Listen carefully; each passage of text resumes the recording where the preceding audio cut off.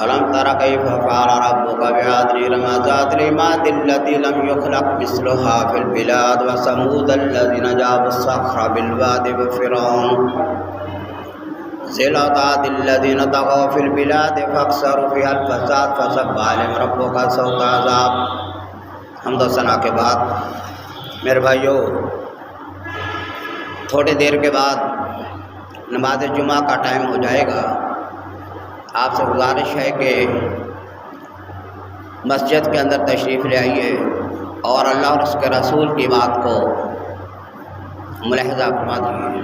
نبی صلی اللہ علیہ وسلم فرماتے ہیں کہ 8 بالائیں صبح آسمان کی طرف سے نازل ہوتی ہیں، تو فرمایا کہ ان 8 بلاؤں کے مقابلے میں آپ پڑھا کرو اللہم انی اعوذ بک من الجبن والبخل والعجز والکسل وغلبۃ الدین وقہر الرجال، کہ اللہ میں غم سے تجھ سے پناہ چاہتا ہوں۔ اللہم انی اعوذ بک من الہم والحزن، فرمایا کہ صبح صبح دعا یہ مانگا کرو کہ یا اللہ مجھے دکھ سے، غم سے بچا، اور مجھے کاہلی سے، سستی سے بچا، ہر کام کے اندر سستی، عبادت سے لے کر دنیا کے کام تک۔ وَأَعُوذُ بِكَ مِنْ غَلَبَةِ الدَّيْنِ، اے اللہ مجھے قرض سے بچا۔ فرمایا کہ جو قرض بندے پہ چڑھ جاتا ہے وہ رات کی نیندیں اس کی حرام کر دیتا ہے۔ اسی لیے نبی علیہ السلام نے پناہ مانگی ہے کہ اللہم انی اعوذ بک من غلبۃ الدین واعوذ بک من قہر الرجال، اور یا اللہ میں پناہ مانگتا ہوں تجھ سے لوگوں کے شر سے، بھائی لوگوں کے حسد سے، لوگوں کی بد نظری سے۔ تو نبی کریم صلی اللہ علیہ وسلم نے فرمایا کہ جو آدمی گھر سے نکلتا ہے اور وہ آیت الکرسی پڑھتا ہے، اللہ لا الہ الا هو الحی القیوم لا تأخذہ سنۃ ولا نوم لہ ما فی السماوات وما فی الارض من ذا الذی یشفع عندہ الا بإذنہ یعلم ما بین ایدیہم وما خلفہم ولا یحیطون بشیء من علمہ الا بما شاء وسع کرسیہ السماوات والارض ولا یؤودہ حفظہما وہو العلی العظیم۔ فرمایا نبی پاک صلی اللہ علیہ وسلم نے کہ آدمی جب گھر سے نکلتا ہے اور آیت الکرسی پڑھ کے نکلتا ہے 70,000 فرشتے اس کی حفاظت کرتے ہیں۔ اور 24ویں پارے کے اندر آتا وما قدر اللہ حق قدرہ والارض جمیعا قبضتہ یوم القیامۃ والسماوات مطویۃ بیمینہ سبحانہ وتعالی عما یشرکون۔ کھولو اس آیت کو، علماء فرماتے ہیں اس آیت کو پڑھو، صبح نکل جاؤ سفر پر، اور جب تک تم گھر واپس نہیں آتے کسی قسم کا تمہیں نقصان نہیں ہو۔ ہم نے ذکر کیا ہے ایک جمعہ، دوسرا جمعہ، تیسرا جمعہ، چوتھا جمعہ حسینیت کا ذکر کیا ہے۔ تو حسینیت کس چیز کا نام ہے؟ حسینیت اللہ کے دین کو غالب کرنے کا نام ہے۔ حسینیت دنیا کے اندر مقاصد عبادت کو پیدا کرنے کا نام ہے۔ یہی حسینیت ہے کہ نبی پاک صلی اللہ علیہ وسلم کا اسوہ حسنہ ہر انسان کے دل کے اندر اتر جائے، اور اس کا اٹھنا بیٹھنا، اس کی عدالت سے لے کر اس کے بازار تک محمد مصطفیٰ کی سیرت کے مطابق ہو۔ اسی کو حسینیت کہتے ہیں، اور جو اس کے خلاف کرتا ہے وہ سارا کچھ یزیدیت کرتا۔ بھئی مقاصد حسین کو سمجھنا پڑے گا۔ صرف جان کی قربانی، آپ نام لے لیتے ہیں، 10 دن نام لیا، سال کے بعد ریچولز کر لی سارا کچھ، لیکن جس نے قرآن کے نیزے پہ چڑھ کر قرآن سنایا، اے اللہ کے بندے تو گھر اپنے بستر پر بیٹھ کر قرآن پڑھ، اللہ تیرا وہ قبول کرے۔ فرمایا میرے پاک نبی نے، بعض آدمی ایسے ہوتے ہیں کہ جو اللہ کے راستے میں خرچ نہیں کر سکتے۔ فرمایا آدمی اس کے اندر کنجوسی پن ہوتی ہے، وہ اللہ کے راستے میں پیسہ نہیں لگاتا۔ ایک بات فرمایا کہ جب وہ اللہ کے راستے میں پیسہ نہیں لگاتا، فرمایا اس کے لیے یہ بہترین موقع ہے کہ اپنے نرم بستروں پر بیٹھ کر اللہ اکبر سبحان اللہ الحمدللہ اور سبحان اللہ والحمدللہ یا حی یا قیوم کی تسبیح پڑھے، یہ صدقے سے بھی افضل ہے۔ بھائی بندے کے لیے تو آسانیاں پیدا کر دی، اس حد تک فرمایا کہ بعض آدمی اللہ کے راستے میں پیسہ نہیں لگاتے، وہ آدمی منت مان لیتے ہیں، یا اللہ یہ میری منت ہے۔ فرمایا کہ یہ نظر وغیرہ میرے پاک نبی نے فرمایا یہ بحیثیت ذاتی کچھ بھی نہیں ہے، یہ نظر صرف اس لیے مانی جاتی ہے کہ کنجوس کے پنڈے سے پیسہ نکالا جائے۔ کیوں؟ پیسے تو پیسہ اللہ کے راستے میں نہیں لگائے گا وہ۔ پھر وہ کہتا ہے یا اللہ میرا بچہ بیمار ہو گیا، میں تیرے راستے میں اور یہ بھی میں آپ کو بتا دوں کہ شرعی منت وہ ہے کہ آپ روزہ رکھیں، بچہ بیمار ہے، شرعی منت وہ ہوتی ہے جس کو اللہ اور اس کا رسول کہے، وہ شرعی منت ہے۔ حضرت علی نے روزے رکھے، امام حسن امام حسین بیمار ہوئے، ان کے لیے منت مانگی، ساری کائنات کو پتا ہے کہ امام حسن حسین کے لیے میرے پاک رسول نے کیا منت مانگی تھی کہ یا اللہ حسن حسین صحیح ہو جائے میں تیرے راستے میں روزے رکھوں گا۔ لوگوں کو منت کا نہیں پتا، او بھائی صاحب لوگوں کو اتنا نہیں پتا کہ منت نظر کیا ہوتی ہے۔ اور میں سب سے بڑھ کر آپ کو یہ بات بتلا دوں کہ اللہ کے علاوہ جو بھی غیر اللہ کی نظر اٹھاتا ہے وہ کفر اور شرک ہے، اس کی کوئی نظر قبول نہیں ہے، نہ اس کا نظر دینا جائز ہے، آپ اس کو ختم کر دیں۔ بھائی کوئی ایسی جگہ جس جگہ پر مدرسہ نہیں ہے، کوئی ایسی جگہ موجود ہے جہاں پر لوگ جاتے ہیں، چندہ ڈال دیتے ہیں، یتیموں کو کھانا کھلانے کا بندوبست نہیں ہے، قیدیوں کو ٹھہرانے کا بندوبست نہیں ہے، کوئی مدرسہ نہیں ہے، کوئی مسجد نہیں ہے، وہاں پر گلے کے اندر پیسہ ڈالنا ہی حرام ہے، وہاں کی کوئی نظر منت نہیں ہے۔ جاؤ پڑھ کے دیکھو فتاویٰ قاضی خاں سے لے کر، فتاویٰ عالمگیری سے لے کر، جاؤ عقائد طحاویہ سے لے کر امام سخاوی کو پڑھ کے دیکھو کہ منت اور نظر ہوتی کیا ہے۔ لوگوں کو کوئی پتہ نہیں ہے۔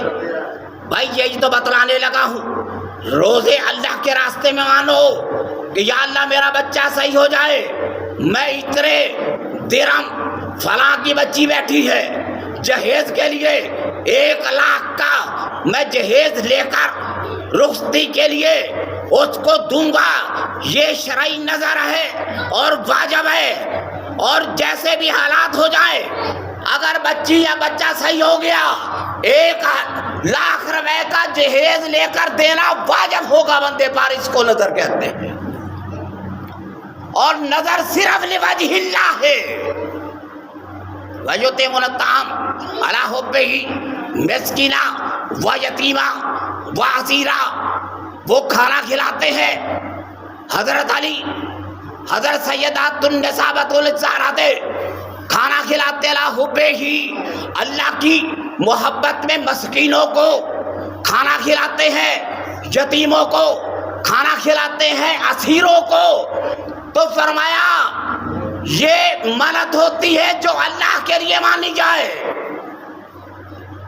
بغیر اللہ کے اب جو بھی نماز پڑھے، نماز اگر سنت ہے، نفل ہے، وتر ہے، واجب ہے، سب اللہ کے لیے ہے۔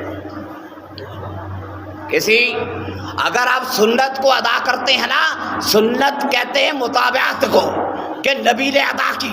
سنت بذات خود ایک عبادت ہے، سنت نفل بذات خود ایک عبادت ہے، یہ صرف متابعت میں ہوتی ہے، تابع رسول میں، لیکن سنت بھی حقیقت میں اللہ کی عبادت ہے۔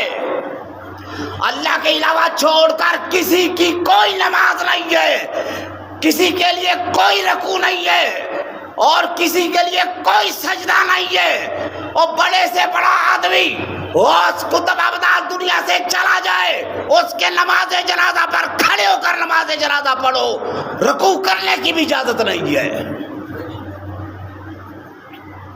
بھائی مسئلہ کھول کے بتلاؤ، ان لوگوں کو اندھیرے سے نکالو، ان لوگوں نے جنہوں نے ہاتھ کڑیاں پہلی، ان کو بتلاؤ کہ نظر ہوتی کیا ہے۔ بھائی فلاں بندہ، اس کا وظیفہ ہے بچے کا، یا یہ ہے کہ اس کا آپ نے وظیفہ لگا دیا، اس کی فیس ہے مدرسے کے لیے، اس کے کالج کے لیے، تو اللہ کے راستے میں اس کے اوپر پیسہ لگانا یہ نظر بن جائے گی۔ اور نظر کیا ہے؟ نظر لوجہ اللہ ہے۔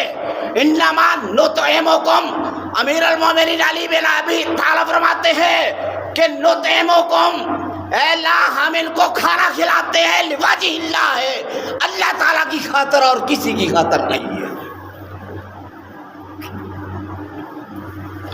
بھئی آپ یہ کیا کر دیا؟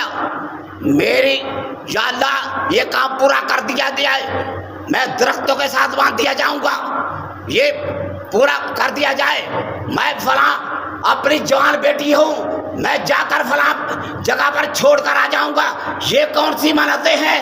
منت وہی ہے جو اللہ بتلاتا ہے، اللہ کا رسول بتلاتا ہے۔ روزے رکھ، اللہ کے راستے میں صدقہ دے، مسجد بنا، مدرسے بنا، مدرسے کے بچوں پر خرچ کر، بکرے دے، صدقے دے۔ اور تیرے مال کو لوٹ لوٹ کر کیوں لوگ کھا رہے ہیں؟ تجھے پتہ ہی نہیں ہے کہ کس کو دینا کس کو نہیں دینا۔ امام مسجد کو تو 100 روپے تمہاری، امام مسجد کے لیے 1000 روپیہ تمہاری تنخواہ نہیں ہے، لیکن کوئی تیرے کٹے پر آ کر ہاتھ رکھ دے، یہ میرا ہے، اگلے سال لے کر چلا جاؤں گا۔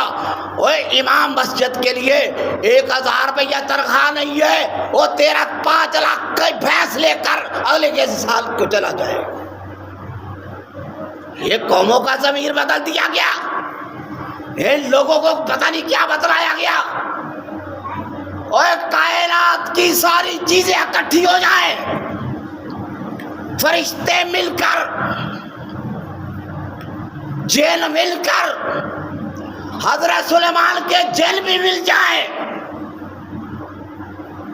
7 آسمانوں کی پریاں بھی مل جائیں، کوئی نقصان نہیں ہوگا مگر اتنا جو اللہ چاہتا ہے۔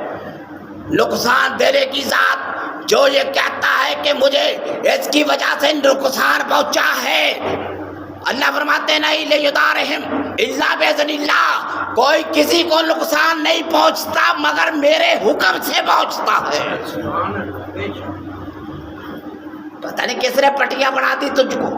نبی تو فرماتے والا بجتمعوا علی ان ينفعوک بشیء لم ينفعوک الا قد كتب اللہ لک، کائنات کی ساری مشینری اکٹھی ہو جائے، کائنات کے لوگ اکٹھے ہو جائے، ساری مشینری، ریاستی طاقت اور اللہ کے علاوہ سارا کچھ جمع ہو جائے، اللہ فرماتے کوئی کسی کو نفع نہیں دے سکتا مگر اتنا ہی نفع پہنچے گا جتنا اللہ نفع دے گا کسی کو۔ اور کبھی اللہ کی بھی عظمت بیان کر لیا کرو، اللہ کو بھی کبھی خراج عقیدت پیش کر دو، اللہ کے لیے بھی پروٹوکول اپنے ذہن کے اندر رکھو۔ فرمایا حضور غوث اعظم نے تیرا ایمان مکمل نہیں ہوتا، 7 سمندر کے اندر بھی تو ڈوب رہا ہے، پھر بھی اللہ کو یاد کر کہ اللہ مجھے بچائے گا، اللہ کے علاوہ مجھے کوئی بھی نہیں بچانے والا۔ حضور غوث اعظم اوپر سے آواز آئی، فرمایا شیخ عبد القادر جیلانی میں نے تیری عبادت کو قبول کر لیا، تیری ریاضت کو قبول کر لیا، میں نے عبادت کو چھوڑ دے، تو عظیم آدمی بن گیا، اللہ نے تجھے فرشتوں میں شامل کر دیا۔ حضور غوث اعظم نے اوپر دیکھا، لا حول ولا قوت الا باللہ پڑھا اور فرمایا کہ یہ شیطان ہے جو مجھے گمراہ کرتا ہے اور یہ کہتا ہے کہ عبادت چھوڑ دے، اللہ نے تیری بندگی کو قبول کر لیا۔ آگے سے پھر آواز آئی، کہنے لگا اے عبد القادر تجھے تیرے علم نے بچا لیا۔ حضور شیخ عبد القادر جیلانی فرماتے ہیں مجھے میرے علم نے نہیں بچایا، مجھے میرے اللہ نے بچایا ہے، میرے علم نے نہیں بچایا۔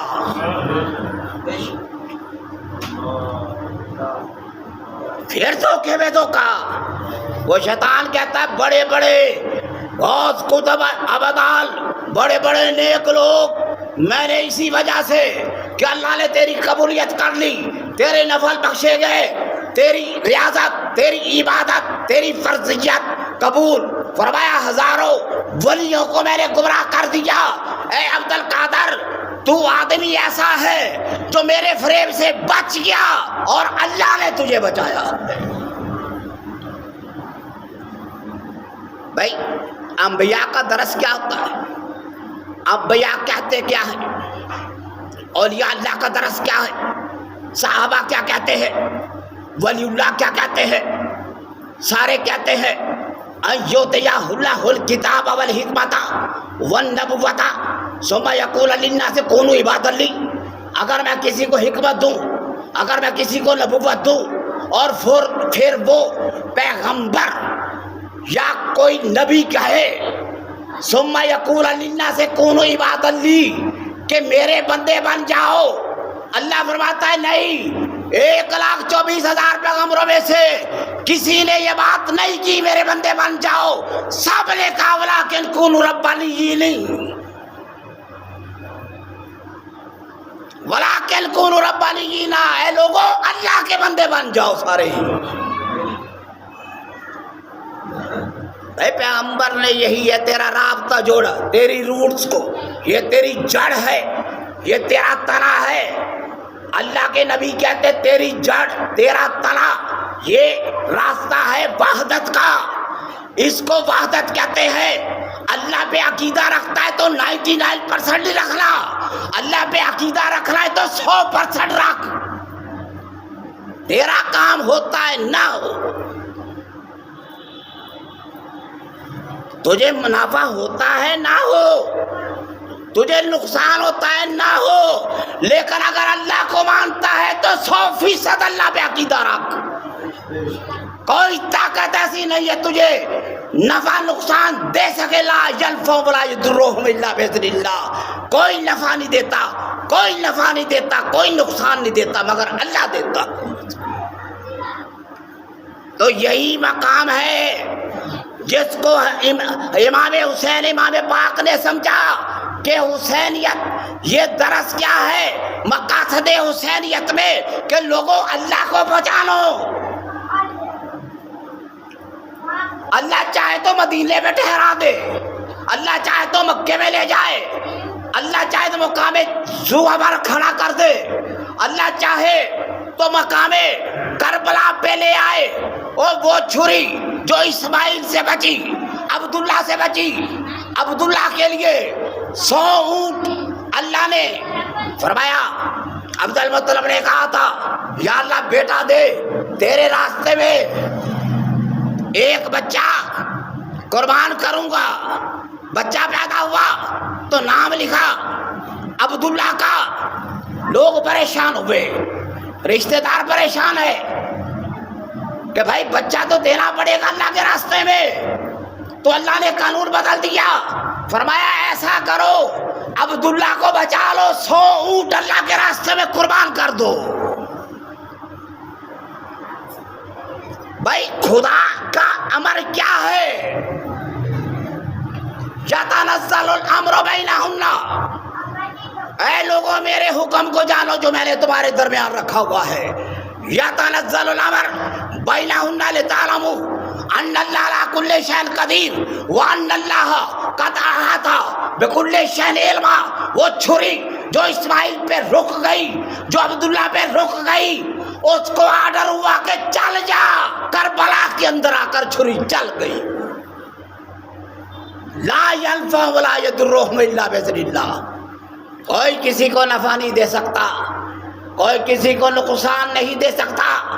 امام حسین فرمایا یا اللہ تیرے راستے میں یہ علی اکبر ہے، تیرے راستے میں علی اکبر ہے، تیرے راستے میں قاسم بن حسن ہے، تیرے راستے میں ابو بکر بن حسن، عمر بن حسن اور محمد بن سعید بن عقیل، عبداللہ بن عقیل، عبد الرحمن بن عقیل، عثمان بن علی، عباس علمدار، عبداللہ، جعفر بن علی، محمد بن علی، ابو بکر بن علی، امام حسین بن علی.